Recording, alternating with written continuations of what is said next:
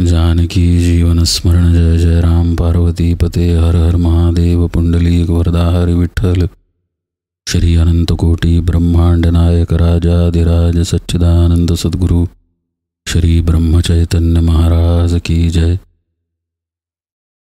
श्री महाराजांच्या सेवेमध्ये आपण संत श्री नामदेव महाराजांचा हरिपाठ पाहतोय। आज आपण या हरिपाठातील 8वा अभंग पाहूया।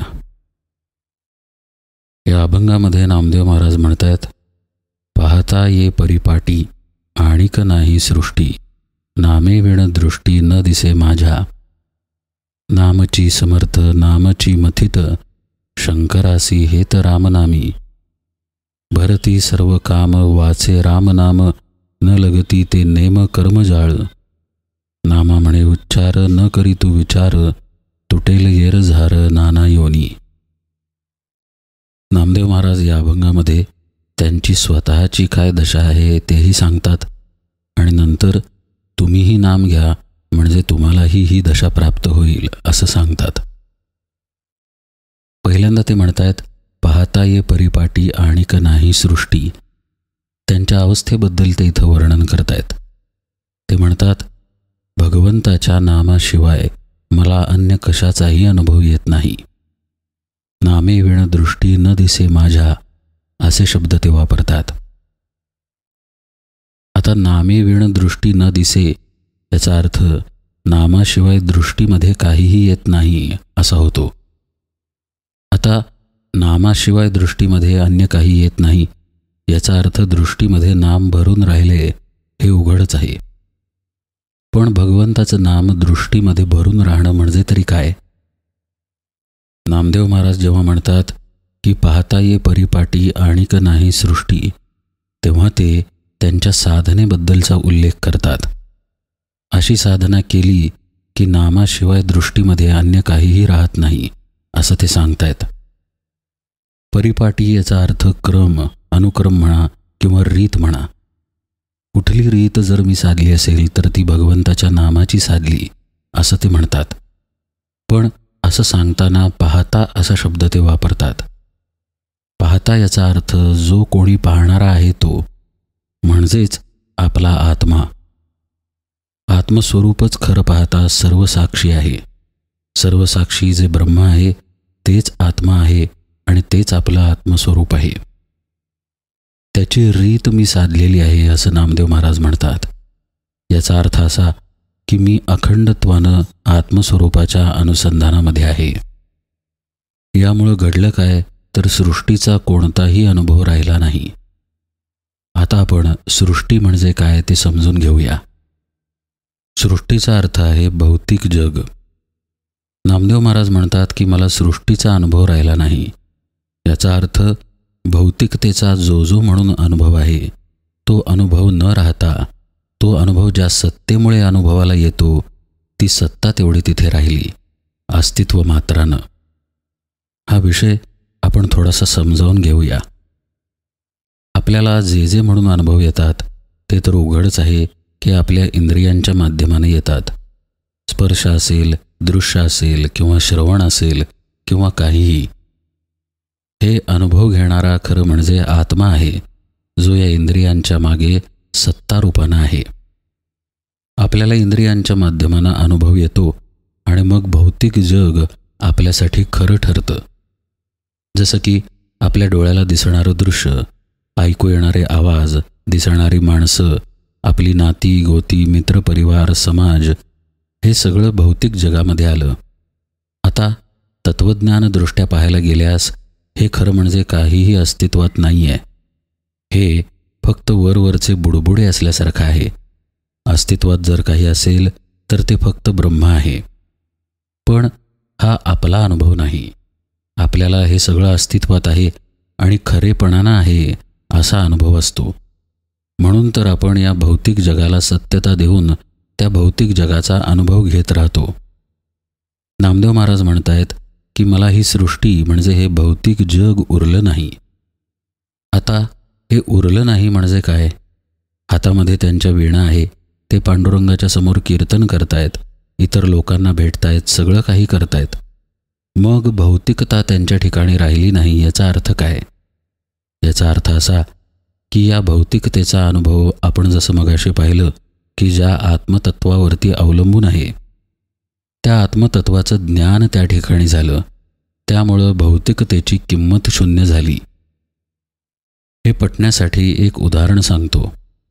लहान मुलं जेव्हा खेळ खेळतात तेव्हा कागदाचे तुकडे किंवा जुन्या बसची तिकीटं एकत्र करून ठेवतात.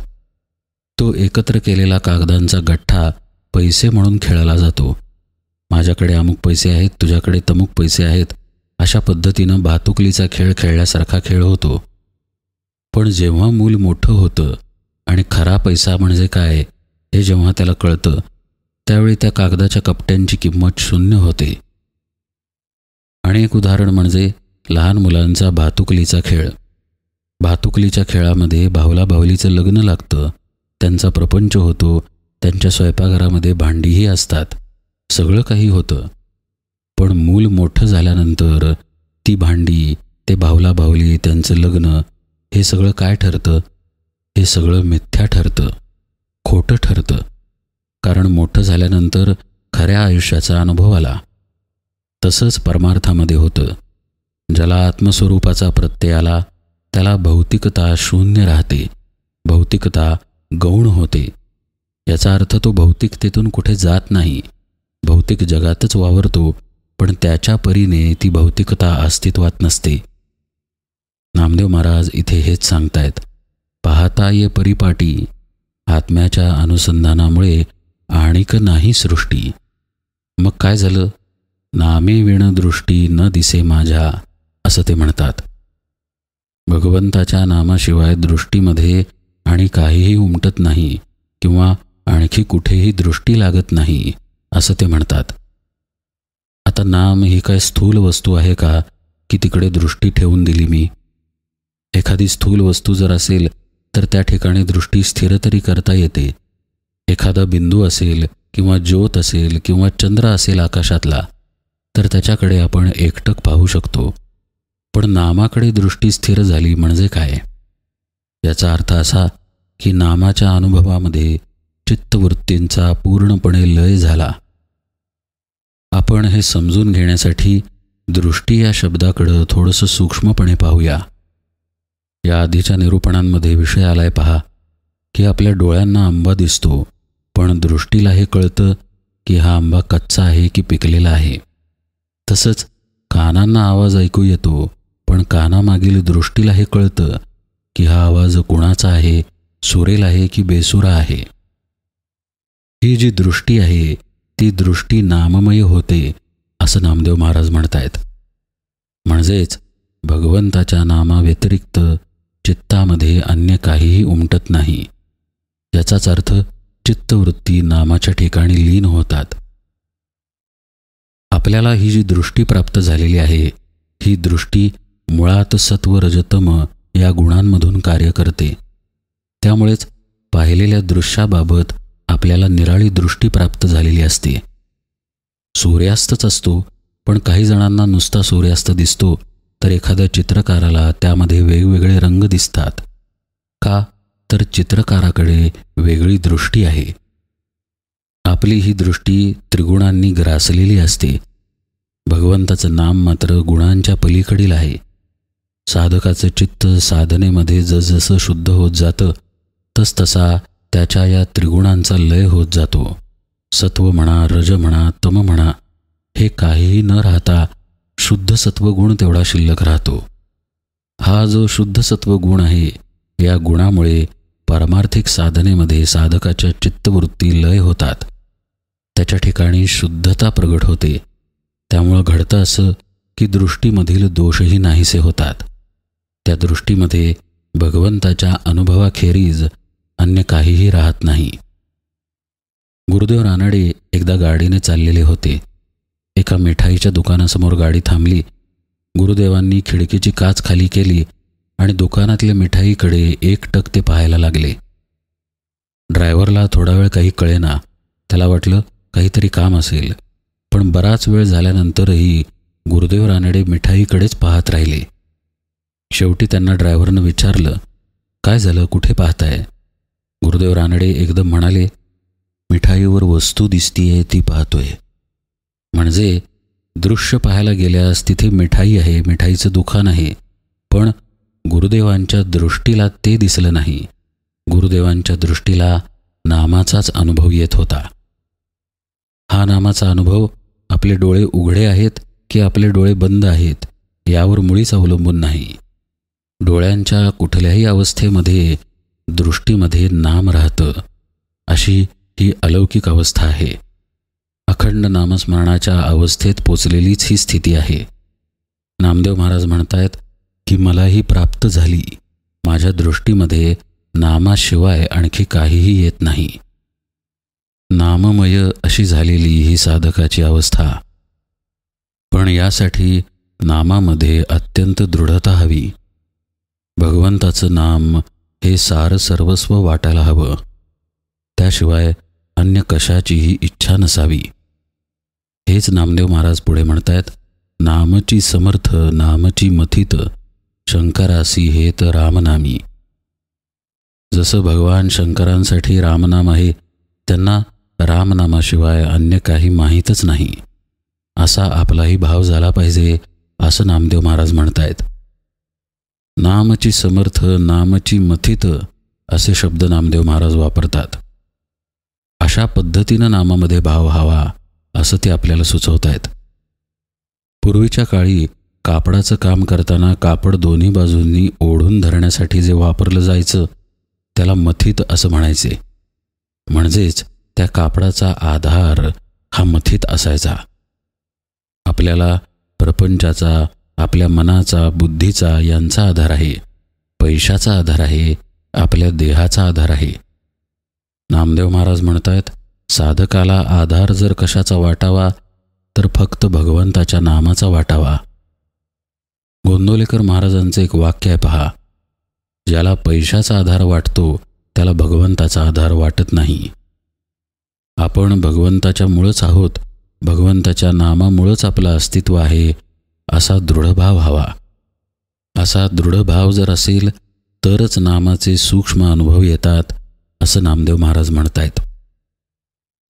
आता आपण थोडं इथे नामाची समर्थ या शब्दांकडे पाहूया. समर्थ याचा अर्थ परमात्मा बरं का. आपण समर्थ रामदासांच्या गर्जनेमध्ये जय जय रघुवीर समर्थ असं ऐकलं असेल, किंवा आज रामदास स्वामींना समर्थ रामदास म्हणून ओळखलं जातं. पण समर्थ रामदास स्वामींनी समर्थ म्हणून ज्याला संबोधलं तो म्हणजे प्रभू रामचंद्र, आपला आत्माराम, आपलं आत्मस्वरूप. तेच खरं पाहता समर्थ आहे. त्यामुळं नामदेव महाराज म्हणतायत, नामची समर्थ. नाम आणि आत्मा यामध्ये मुळात फरकच नाही आहे. मागच्या काही निरूपणांमध्ये आपण पाहिलं पहा की परमार्थामध्ये नाम आणि भगवंत यामध्ये भिन्नता नाही, जी व्यवहारामध्ये आहे. म्हणजे आंब्याला आपण आंबा म्हणतो, पण खुर्चीला आपण आंबा म्हणत नाही. पण परमार्थामध्ये भगवंत आणि नाम हे एकरूपत्वानंच आहे. नामदेव महाराज इथे हेच तत्वज्ञान सांगतात की नामची समर्थ. भगवंत आणि नाम हे एकमेकात इतकं मिसळून आहे, मात्र त्या भावनेनं ते तसं घेतलं पाहिजे. असं हे नाम खरं पाहता अस्तित्व रूपानं सर्वत्र दाटून आहे. गोंदवलेकर महाराज प्रवचनांमध्ये म्हणतात, जशी मुंगीला तिच्या अस्तित्वाची जाणीव आहे तशीच हत्तीलाही आहे, तशीच आपल्या माणसांना देखील आहे. ही अस्तित्वाची जाणीव आपल्या सर्वांना व्यापून राहिलेली आहे. अस्तित्व रूपाने आपले हे असणेपण सगळीकडे समान आहे आणि या अस्तित्व भावालाच भगवंताचं नाम किंवा ब्रह्म म्हणतात. आता हे जे गोंदवलेकर महाराजांचं सांगणं आहे नामाबद्दल, अशा पद्धतीनं जर इथं अर्थ लावला तर नामदेव महाराजांना जे म्हणायचं आहे ते स्पष्ट होतं. ते म्हणतात, नामची समर्थ. असं शुद्ध अस्तित्व रूपानं, शुद्ध जाणीव रूपानं राहिलेलं भगवंताचं नाम हाच खरं म्हणजे भगवंत आहे, सर्वत्र व्यापून राहिलेला. पण तशा भावानं त्याचं नामस्मरण झालं पाहिजे, त्याची उपासना झाली पाहिजे. हेच भगवान शंकर करतात असं नामदेव महाराज म्हणतायत. ते जर काही करत असतील तर या शुद्ध अस्तित्व रूपामध्ये, शुद्ध जाणीव स्वरूपामध्ये लीन होऊन आहेत. पुढच्या ओळींमध्ये नामदेव महाराज म्हणतात, भरती सर्व काम वाचे रामनाम, न लगती ते नेम कर्मजाळ. भरती सर्व काम म्हणजे भगवंताचं नाम आपली इच्छाच नाहीसं करतं. ती कशी काय बुवा? आणि न लगती ते नेम कर्मजाळ म्हणजे तरी काय, हे आपण यथावकाश पाहूया. तसंच ते शेवटच्या ओळीत म्हणतात, नामा म्हणे उच्चार न करी तू विचार. भगवंताचं नाम विचार न करता घे म्हणजे काय? आणि शेवटी तुटेल येरझार नाना योनी, याचा आपली येरझार तुटण्याशी काय संबंध, हेही आपण पाहूया. आज मात्र निरूपण सेवेला इथेच विराम देतो. जानकी जीवन स्मरण. जय जय राम.